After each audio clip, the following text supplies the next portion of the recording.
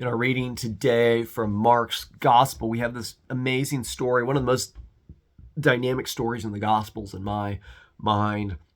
Jesus is preaching at his house, and there's people packed in there. There's scribes who come skeptically. There's all sorts of people who come with honest and open hearts, wondering who Jesus is. Can he be who he says that he is? And then there's these four friends who carry their paralyzed friend. They tear a hole in the roof.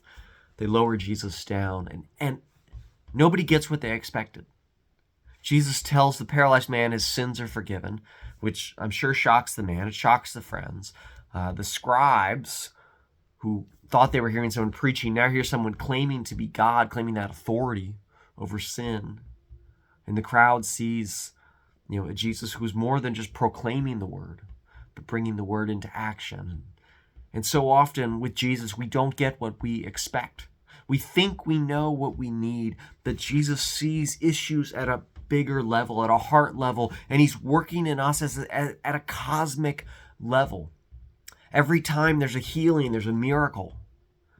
It's the Holy Spirit working to reclaim back from sin and death, to restore things to life. That's what God created us for, that we were made in the image of God to enjoy life and goodness, and sin has messed that up. But the healings in the New Testament, they're signposts reminding us of what life is supposed to be like.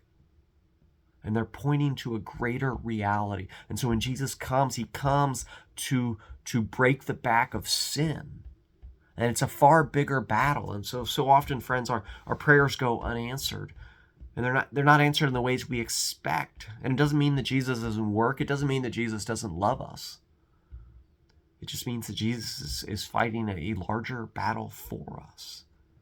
And he loves us in such a big and grand way that is the invasion, that Jesus is coming to claim us back.